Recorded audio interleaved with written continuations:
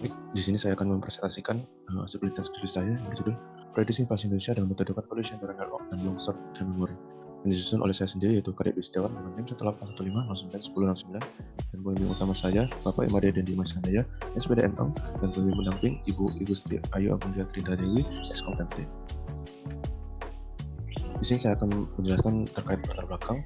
Yang pertama adalah inflasi. Inflasi adalah naiknya sebuah harga barang dan jasa secara umum dan terus-menerus dalam jarak waktu tertentu.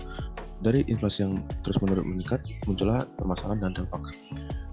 Permasalahan yang dapat meningkatkan inflasi antara lain perubahan iklim ekstrim, pandemi COVID-19, dan perang terjadi antara Rusia dan Ukraina yang memperburuk kondisi kelangkaan pangan dan energi.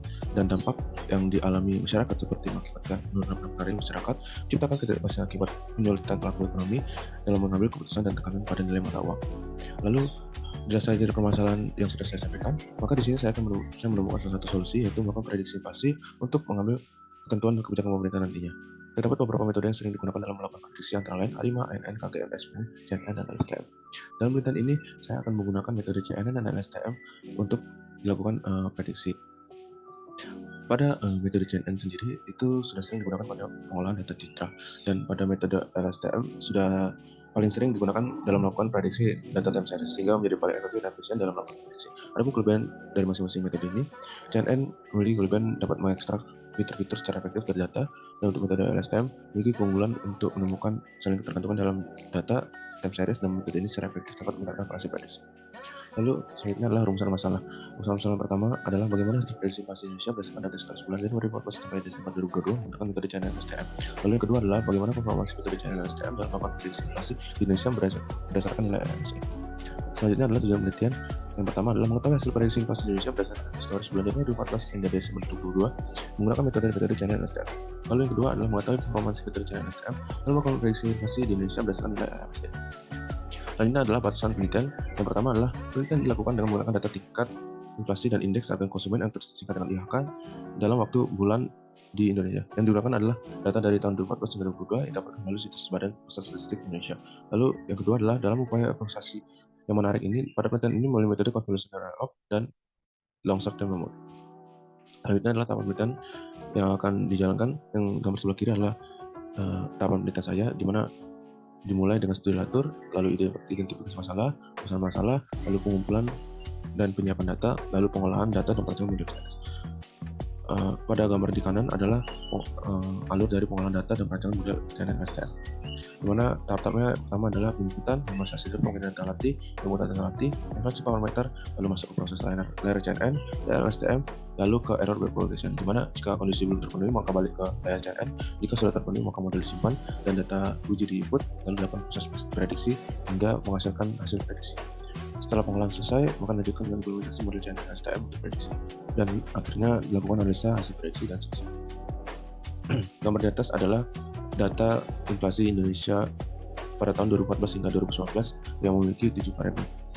Lalu gambar di bawah adalah data inflasi Indonesia yang memiliki 11 variabel dari tahun 2020 hingga 2021, di mana data ini tidak bisa digabung karena berbeda variabel, sehingga nanti saat dilakukan prediksi akan dilakukan secara terpisah. Selanjutnya adalah parameter yang saya gunakan pada setiap layer. Dapat dilihat pada gambar sebelah kiri, layer CNN berupa layer filters, layer kernel, layer active function, layer padding, layer process, dan pada layer LSTM digunakan hidden units LSTM layer, activation function, lalu pada model compile terdiri dari automizer, linear rate, loss function, dan model fitnya terdapat epoch dan message. Di mana di sini saya akan melakukan eksperimen dengan menggunakan linear rate dari 0,1 hingga 0,0001 dan batch size dari 5 hingga 10.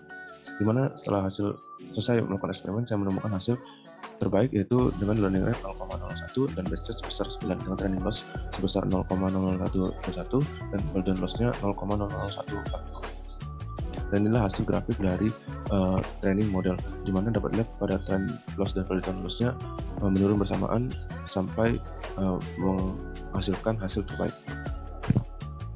Dan ini adalah eksperimen menggunakan model-model yang lain. Individu LSTM juga lalu dikombinasikan LSTM CNN dan CNN LSTM, di mana di antara keempat model ini ditemukan dengan hasil terbaik, yaitu nilai pelatihan RMSE-nya sebesar 0,0152 dan ujiannya 0,0151. dapat dilihat pada gambar kiri bawah, itu adalah grafik data dari 2014 hingga 2019, di mana data yang telah deteksi dapat mengikuti data flow lebih baik. Dan sedangkan data gambar yang sebelah kanan bawah, data prediksi tidak dapat mengikuti data aktual dengan baik karena jumlah data yang tersedia sangat sedikit sehingga model tidak dapat belajar lebih baik tentang data yang digunakan.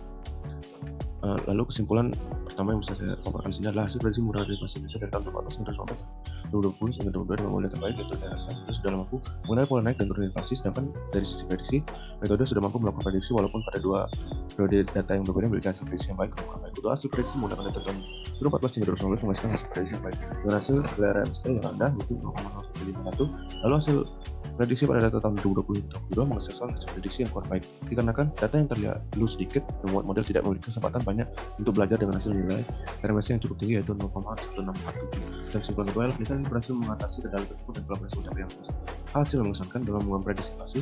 Model terbaik yang digunakan adalah kombinasi antara standar dan menggunakan konfigurasi linear sebesar 0,01001 dan base sebesar 9. Prediksi yang dihasilkan oleh model ini mencatatkan nilai RMSE sebesar 0,0152 dan pada proses latihan nilainya sebesar 0,0151 pada proses pendek. Adapun saran yang pertama adalah hasil dari tahapan ini berpotensi menarik untuk dijalankan lebih jauh dalam penelitian mendatang. Bahkan dapat menjadi kebijakan bagi orang di sini yang melakukan prediksi. Lalu cara kedua adalah untuk meningkatkan hasil operasi dan pengembangan dapat menambahkan variabel input seperti DB dan indeks harga dalam besar atau DB untuk penelitian. Baik, sekian dan terima kasih dari paparan presentasi lintas kerja saya. Mohon maaf jika ada salah kata.